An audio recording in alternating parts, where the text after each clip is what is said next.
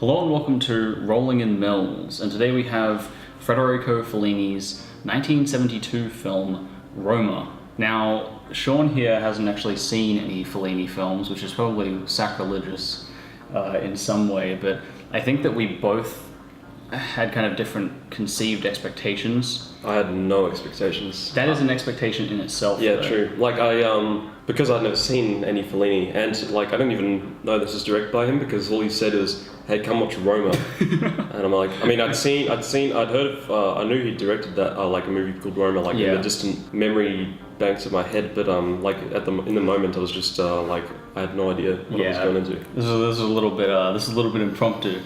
Yeah, a little bit quick.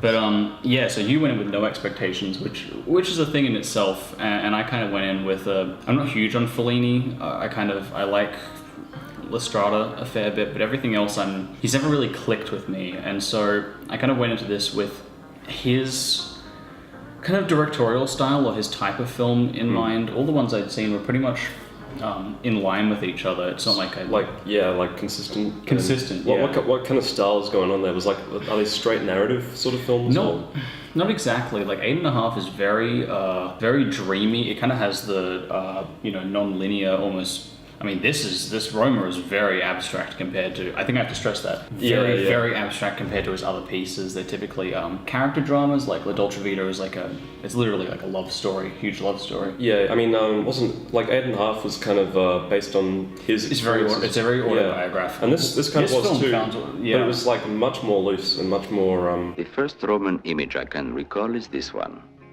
a mysterious stone eaten away by time, standing in a field just outside my hometown.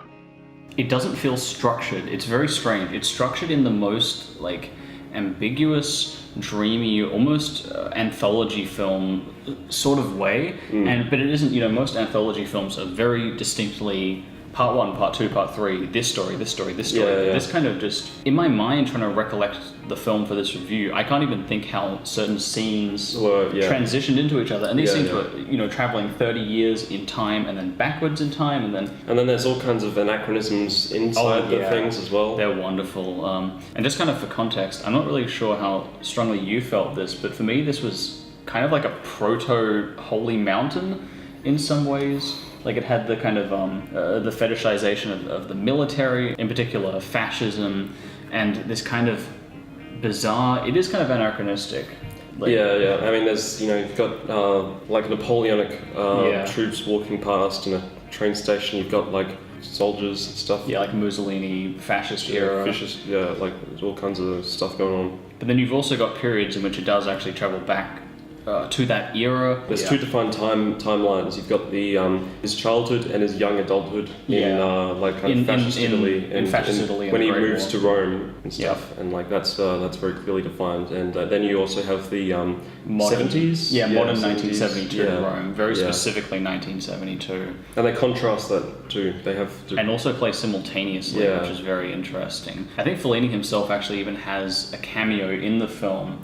As a you pointed that out. I'm not familiar enough with them, but it seemed like that would be a directorial, kind of a cameo thing. If 8.5 is kind of like this autobiographical film about how Fellini dealt with directing and kind of the Italian film industry and filmmaking in general, this is kind of like his experience of childhood and of Rome, and this kind of feeling of loss of the old and the modern coming in, which I think is a thing that a lot of Italian films deal with. Yeah. And having been to Italy myself, it's kind of there's this very interesting divide between all of these really kind of upstarting, modern, young hipster people. I mean, they have the hippies. They have the hippies in the 70s, and that's a huge contrast to the. Yeah, they're bathing in these ancient buildings and fountains. It's a very interesting contrast, but it's also a thematic one.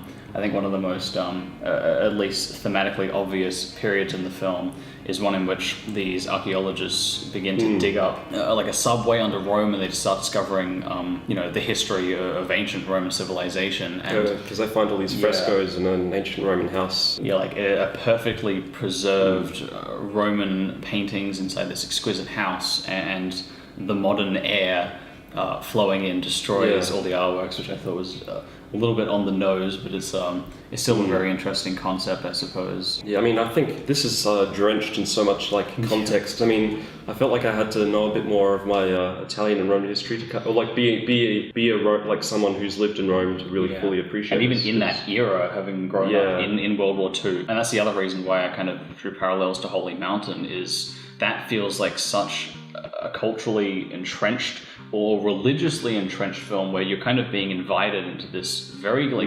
complex and nuanced and very real world that's also very, very personal, personal to Alejandro and his kind of childhood. Holy Mountain is very like Gnostic and esoteric. Like, there's obviously like a lot of complex occult symbology. And alongside these kind of visceral images that I think you can maybe relate to. But with Roma, it's all kind of the very like dreamy, impressionistic memories. I was going to say impressionistic things. Yeah. The film has such a unique aesthetic, and especially for a Fellini film. Fellini has like elements of the dreamscape and the kind of the carnival, which I think is something that the Holy Mountain also has. This concept of the circus. The satire with the Roman cardinals and stuff. And I love and that. Like fashion show. That would be a very Jodorowsky thing. I was thinking that was very, because there's even the point in Holy Mountain where you show, is it the Pope that's infatuated with the fake cake Jesus? Is it? I don't remember that scene. Yeah, there's lots of interesting kind of. That also reminded me of like a Godard thing, like in what's that movie? Pierre Le Fou? Yeah, in that one, they've got they have that scene with there's the Americans, and then they're like doing the like Vietnam War. Like, that's right, play. The reenactment play, and it's like really chauvinistic and strange. Yeah, well, speaking of Godard, there's a scene in here where it's kind of the transition period. I think this is the first time where Fellini says... when it's... First time we see modern... 1970s Rome, And we kind of see, it's the kind of central character, as we kind of inferred, is Fellini as a child. It's kind of a stand-in for Fellini, and he becomes a filmmaker, and he says, I'm going, and my crew are going to shoot for you what a regular entrance into Rome is like, and it's this like absurdly like apocalyptic almost, this fire and smog everywhere. There's like all this cacophony and like just like raging colours and people on carts and like screaming. There's like a horse running down the street. There's a later scene where it's like blown to pieces and there's blood everywhere. And car crash. It's horrific. But what's really interesting is that Weekend has a very similar scene. If you've seen the like quite famous tracking kind of street shot in Weekend that goes on and becomes more and more and more and more absurd, it's very similar to that, as to kind of, it's almost like the descent into madness, or I suppose it's kind of really accentuating what... Driving further and further down. This one had all kinds of freaky angles and stuff though. Yeah. It was like very, like just so many points of view and stuff, like... Use of the mirrors as well. That's very interesting. It's like, I'm assuming that's meant to be kind of a reflective, societal reflective thing, though that might be a very simplistic reading. I don't know. Like, I mean, think about it. On the highway, you've got the like car mirrors and stuff. You're always looking. That's interesting. So I don't know. Maybe you're always looking using reflections if you're driving. There's also what I found interesting was the shots of all the different people inside the cars. Yes, and it was the flashing red. That's where the kind of apocalyptic vibe comes from as well. It's very grotesque, kind of disturbing faces, like the way it was all lit. And because we were talking about structure with the like where the car scene came in, because that was the first modern part. So I'm trying to remember, but I remember that they had like halfway through the film or something, intertitles saying... Yeah, part 1, part 2. Yeah, part 1, part 2. Yeah, and it was a very strange point to cut off. What was it actually cutting on? I couldn't really discern like a big difference. It was almost in the middle of a scene. Actually, there's a few scenes like that where it'll just kind of, and this is kind of one of the issues, the central issue for me is that this film is kind of paced very strangely and very poorly. There are some scenes that are kind of established and then really drag on without really anything happening. Like the dance hall sequence. Was that the longest sequence in the film, maybe? Yeah. Or at least one of the longest where there's no change in kind of... That's mainly it. There's no change. You basically sit down and... I forget the terminology for this, but it's kind of like shooting the rodeo, where you basically are just shooting another thing within the film just for the purpose of the audience watching it. But essentially all you're watching are these performances, and then you're seeing the audience heckle them on stage, but I'm not really sure what that was saying, because Fellini, I think, is the one narrating the film, and he says, I want to show you what a vaudeville theatre was like, you know, in World War II. I think the focus on that scene was mostly just on the audience, like that was the prime... Yeah, but I'm not really sure what that's saying about them, like a rejection of art or something? Or... I remember earlier in the film we have the children are watching images of Rome on the projector, and also the newscast where like, it was very kind of beautiful, amazing fascistic parade, enticing, you know, it's very grabs your attention, looks stunning. When we're in this place of, you know, art and culture, watching a show, and in like the hotbed of, you know, fascist Italy, instead of that you end up with this deep, deep cynicism, complete moral degradation, and all these different people just like acting out just at each other, you know? What's most interesting, I think, about that scene, on top of that, is that this news reader comes up and says, you know, we've fought off the Allies with our valiant German friends, and, you know, the bombing has been stopped, and all you patriots can rejoice, and everyone kind of stands up and then just kind of sits down again and mildly celebrates. Yeah. But then immediately after, you know, the typhoon siren goes off, the bomb siren goes off. And then everyone's like huddling in a corner and they're all cowards. I think it's kind of an interesting duality there. Yeah, you're right. I didn't actually kind of interpret that as moral degradation, I suppose. But I feel like the whole film was drenched in, like... in that scene, though, in particular. Yeah. You know, obviously with all the prostitute house, and then they have the, you know, all the women go up and they're like, you know, and he speculates, you know, this must be a very special guest, like a fascist leader, or a cardinal, or maybe even the king. It's like, just from top to bottom, everyone's, you know, indulging in vice. Yeah, especially because he mentions the cardinal in a very interesting way, the way he infers that sentence. He's like, or a cardinal. Well, obviously, because they're like, you know, the moral authority and that sort of thing. And the whole... And then we see that sequence with, it's the Catholic Church, I'm assuming. That was very Jodorowsky. That was the most kind of open, flagrant comedy in the film. I mean, we should mention that this is very satirical, obviously. But this scene is essentially, and this is another interesting blend of the modern and the old, and kind of not only modern but like ancient kind of ritual versus modern. Yeah, I really appreciated that. It was very interesting because they have all these Catholic cardinals, you know, and they've got the traditional garbs and everything, and we don't see what's going on. We'll see people sitting there, all the aristocracy coming to help us view, and then we've got the Roman cardinals and that woman, the princess, I think. Was it? Yeah. Yeah, and she's we get like a bit of an introspective monologue from her about, you know, shortly before the scene begins, and she's, you know, kind of crying and bemoaning the fact that like all of her fond memories are like completely, like everything's gone. Well, she's bemoaning essentially the destruction of old Roman values and culture. Sort of, I thought, but also like I feel like it was the death of the aristocracy as well, particularly. Okay, that's interesting. Well, with the fascists coming to power. Okay. I didn't, because it was interesting that there wasn't a lot of fascist symbolism. That was more of flagrant moral degradation, because essentially they start showing off these ancient Catholic garbs, but in this kind of... It's a fashion show. It's a fashion show. They have a catwalk, and they have all these, you know, nuns, and they have like all these nuns coming in, you know, all these extravagant, like new types of nun garments, you know, and it just gets more and more ridiculous and more show-offy. It starts being like neon lights flashing exactly. And the pure gold. I found that very interesting. And they have like kind of Christmas lights on the, you know, priestly vestments, and for me that was like the pure blend between modern and ancient. And they have someone on the roller skates coming along, and they say because life is getting faster. Oh, the church. Yeah. And now for the Church of Today, Robes for Sport. As life moves faster, so will the church.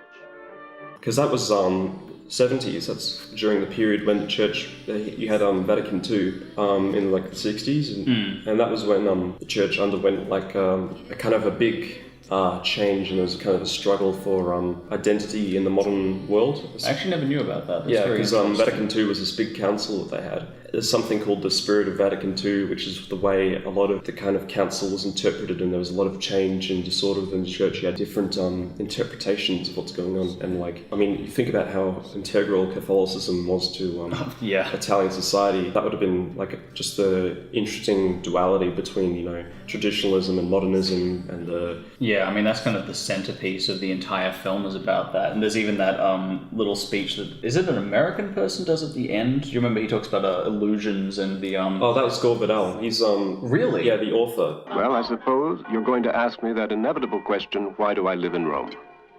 You could say I live here because it's so central, centrale. Was he dubbed in that, or was that his original voice? I'm not sure. I think his original was what it sounded like him, but because he especially enunciated the Italian word and that really condescending word. Yeah. And he's there, you know, he's talking about how, you know, Rome is the city of illusions. You've got, you know, government, religion. You've got like art, and he's an artist, and that sort of thing. You know, it's a city that's been destroyed 1,000 times, and it's the rebirth and the destruction. And he kind of implies that the direction, I suppose, that the world is going, at least in 1972. And he mentions like pollution, the environment. No. He only mentions overpopulation. Oh, does he? They mention. No, I swear he mentions pollution. To watch the real end through pollution, overpopulation. It seems to me the perfect place to watch if we end or not. Oh, maybe. I thought maybe we're having memory problems. I don't know, both of us. But I remember him mentioning They did mention overpopulation because they mentioned America, but it's interesting that kind of Fellini depicts like a very kind of Dadaist almost and abstract, especially in the blocking and the framing. Everything's very... especially like there's a lot of scenes where there's just people standing around, like when they're motionless, and like kind of, what's the word again you used to describe? Like picturesque, almost like a painting.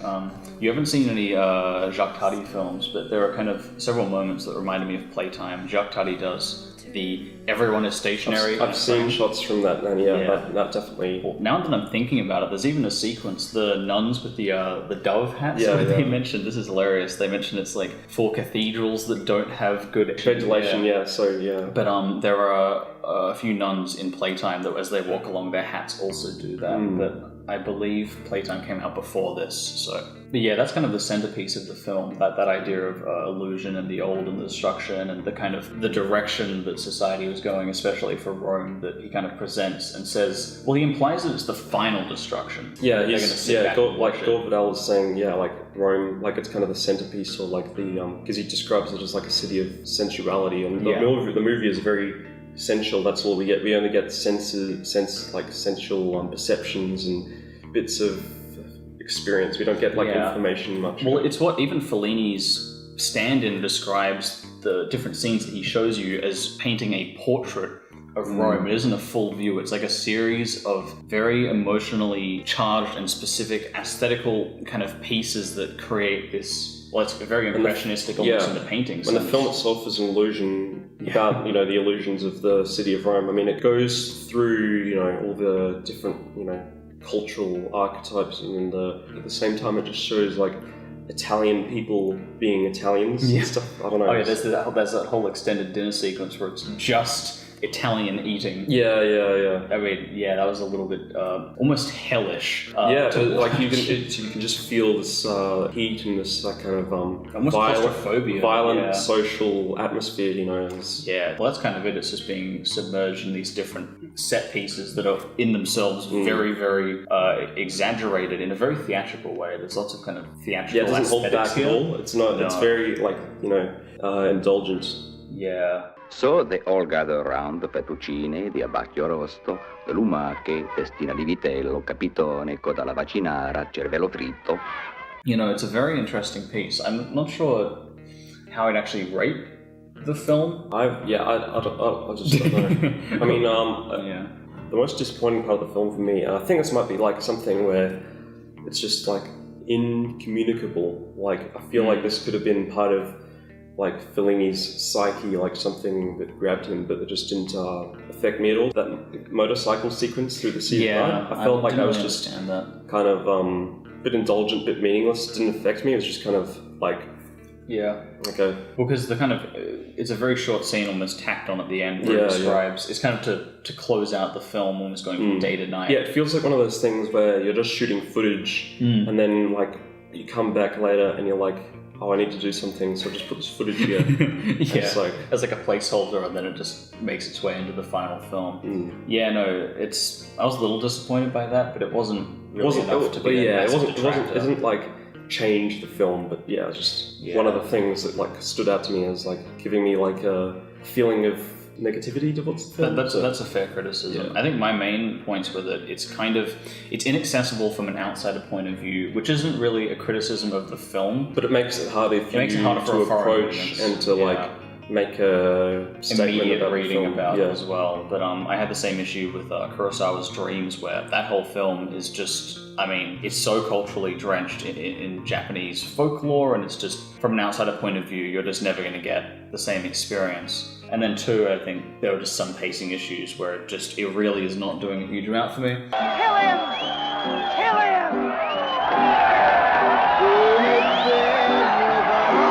Yeah, I think that's about it. It should be noted that we did this review about 5 minutes after we finished watching the film, so it's very fresh and very immediate. I don't like doing that for all films, but I feel like that kind of fits with this film. Yeah, and we haven't been influenced by any other like opinions or anything. That's a very good point. I can't imagine it's appealing to wide audiences. Yeah, in Rome, it's such a satirical, heavy critique, and it's so like heavy going and just drawn out, but also kind of inaccessible, even to people from Rome. I can't imagine it being extremely accessible. So yeah, that's like that's about it. Yep. I don't know what I'd score this. I can't do it. Like I just don't know enough about the film. I feel like anything I do would be.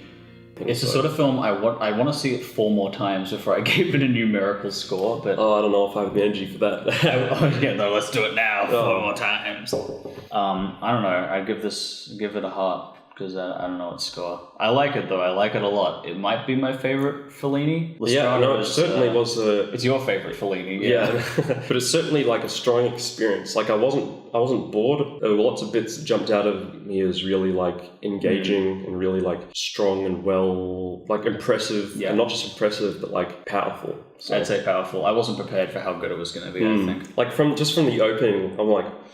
What? Whoa. I was especially shocked because I was expecting a Fellini film and I didn't get it. You don't have to wait around for this one to get good. Okay. Yeah, no. Yeah, so watch it if you want. Yeah, watch it.